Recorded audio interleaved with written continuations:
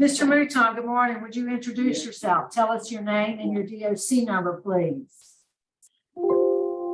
Name's Dustin Mouton, DOC number 594-032. All right, and Mr. Mouton, you've been through this process before, so you're familiar with it, so we'll just dive right into it. So for the record, sir, you're classified as a second, currently serving a 14-year sentence, indecent behavior with a juvenile.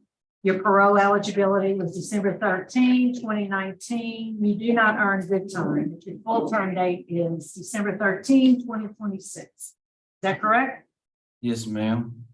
Let me acknowledge you have some folks that are here in support today. You have your former employer, Mr. Rhett Hanegraaff, brother Andrew Mouton, David Mouton Jr., another brother Nathaniel Mouton, and your stepmother, Miss Dorothy Cormier. Mr. Hanegraaff, Mr. Andrew, and Mr. David will be speaking on your behalf. So you were seeing, Mr. Mouton, your case was assigned to me, so I'm going to take the lead on the interview.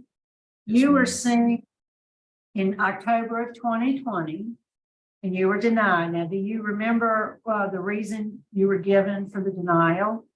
Yes, ma'am. I was denied because I wasn't able to complete the risk management program, and the judge and there was something else. There was other opposition that was expressed. Yes, ma'am. And how old are you, sir? 31, about to be, no, excuse me. 32, about to be 33. How much time have you served on this sentence? 10 and a half. 10.5 years? Yes, ma'am. And so since then, have you completed the sex offender treatment? Yes, ma'am. And I'm recently a facilitator in the treatment program right now. So that's like phase 5. Yes, ma'am. Okay. So let me ask you about, there was law enforcement opposition last time. Of course, that is still there. That opposition is still present. And there's other opposition on behalf of the victim that's there. So let's speak about the victim. How old was the victim when you were originally charged with 4 counts of aggravated rape? Yes, ma'am. So how old was the victim when all this started? She was 14, if I'm not mistaken. It's been a while. I think she was 14 and I was 19. There's some indication that she could have been younger than that it went on for a period of time.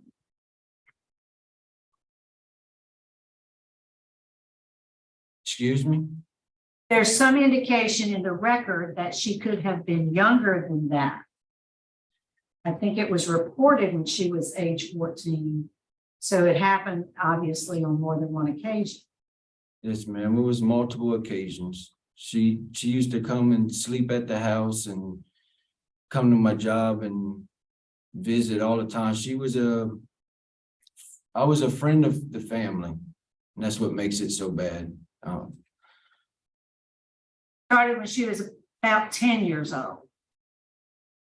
The confession I gave, I thought it put her at 12. I said, and I'm sorry, I'm nervous. The confession I gave, I said I was 17 when it happened, thinking that would help me being underage at the time, not realizing the age that it put her at. And that's what I was convicted. I was convicted on my confession, the confession I gave. And what happened was that she was 13, 14 when the crimes that happened. They happened at my house. She would come over, spend the night. And I don't want to seem like it's all my fault. I should have been an adult. And I realized that, and I truly am sorry. I wish I can talk to her and tell her that the things I've done in my past, that's not who I am. I feel like I come a long way from 2012 when I was convicted to right now. And I just, like I said, I wish I can, if she was on, I would apologize. So let's talk about your treatment, your sex offender treatment, because that was specifically mentioned the last time you were seen by the parole board. What did Yes. you learn about you in that class? What I've learned is you should never take advantage of no child underage or anything. You have to take responsibility of what you've done being a sex offender, and don't put yourself or others in any position to even commit the crime or be around anything that's going on around them. Being underage or even of age, it doesn't matter the age, really, it doesn't. No, it doesn't. So, how long have you been a facilitator? Since November or December of last year. About 6 months. Yes, ma'am. So the last time we saw you, you had your last write-up was in 2019. Have you had since then? No, ma'am, that is my last write-up. And since 2020, what has been, have you had any program opportunities? Have you taken advantage of any programs? Yes, ma'am, I've, as y'all know, I've completed, like I said, I completed the risk management class. I went and took a Surf Safe class to learn about food, how to handle, to be safe with that.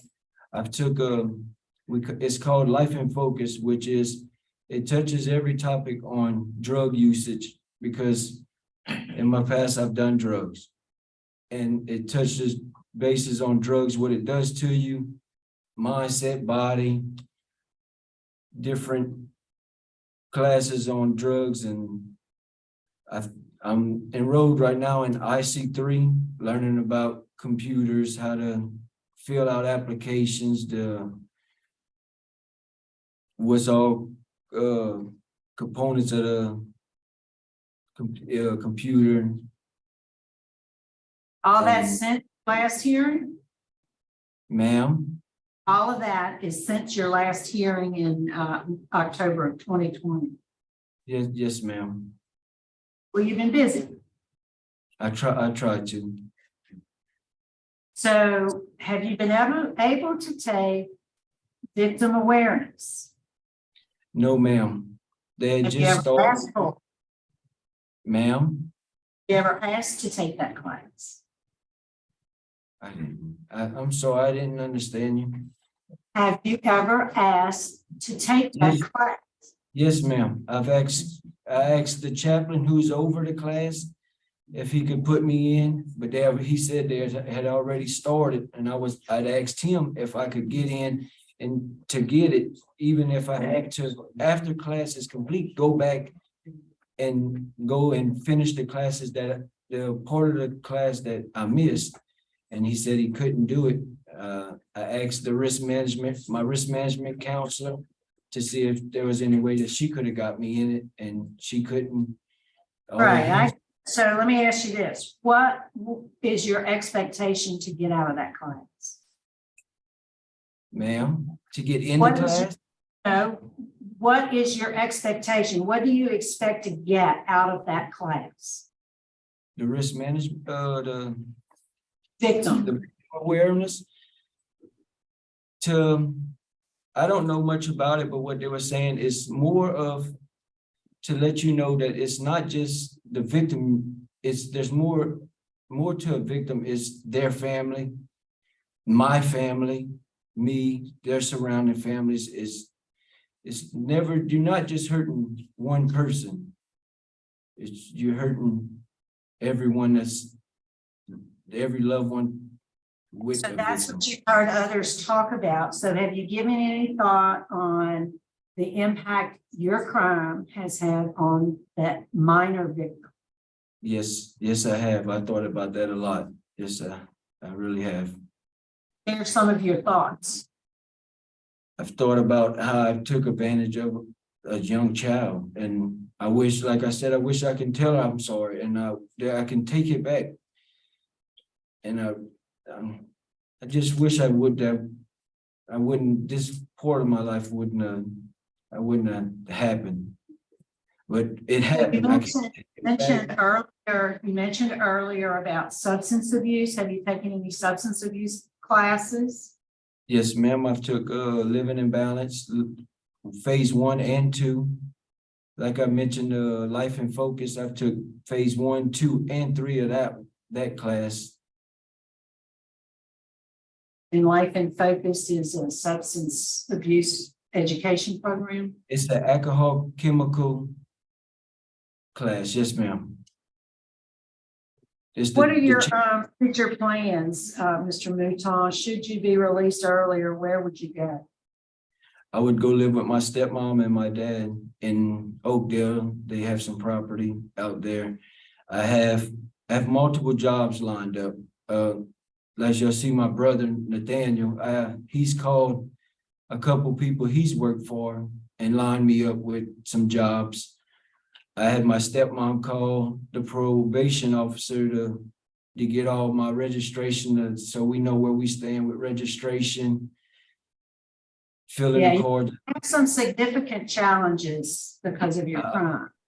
Yes, ma'am, and I understand that, and my family understands that, and they're willing to help me, and I'm grateful for that I have a good support system. Okay. All right. Any other questions? All right. I don't have any other questions. We'd like to hear from Warden Thompson. Is there anything to add? Yes, ma'am. I can honestly say he's been trying. We had him working on the trustee program a little while back. He's doing a lot of work for the facility, and the facility grounds looking very good. He's completed a lot of classes, as far as the sex offender classes and all. I just suggest, in my opinion, he just needs to continue enrolling in much classes as needed and all possible. Matter of fact, I have Ms. Harmison right now go and check on and see when at all possible, he'd probably be able to actually get into that victim awareness class that you were just speaking upon. Good, thank you, appreciate it. Yes, ma'am. Okay, well, let's hear from the folks who want to speak on your behalf. So, Mr. Hannegger, could we hear from you, please, sir? Yes, can you hear me? Yes, we can. I am listed as a former employer. I'm far more than a former employer. I've been in contact with Dustin anywhere from 2 to 10 times a month for the duration of time he's been in. I've seen everything that he's done, down to the quality of work that he does on his belts and the furniture and everything that he's made and learned, all the classes. I have a construction company.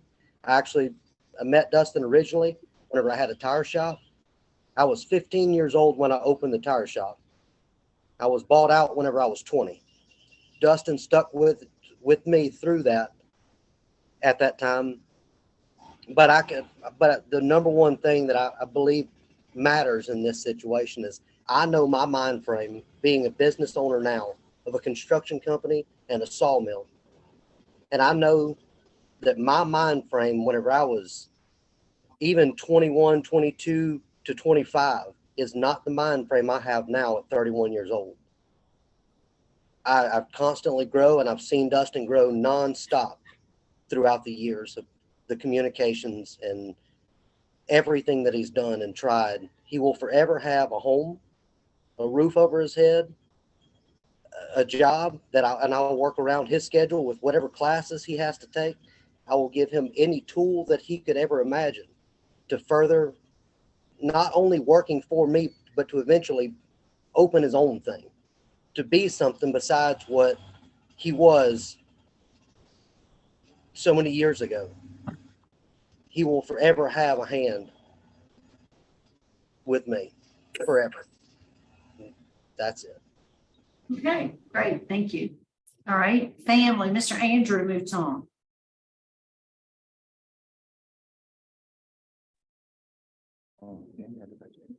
Can y'all hear me? Dan, I'm here to support him emotionally, physically, and stuff like that. If he needs any help, I'm here, you know, when he gets out and stuff. great. Good. He's fortunate. Is David there with you also?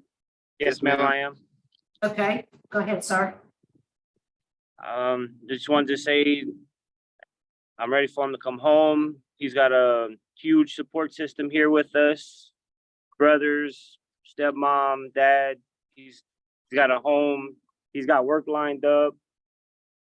People are willing to give him a job. And I'm here to help him in any way I can, like I've been doing. And I just want y'all to know that he's got a good support system. All right, thank you. Appreciate it. We appreciate y'all taking the time to speak with us today. Dustin, is there anything you'd like to say to us before we vote?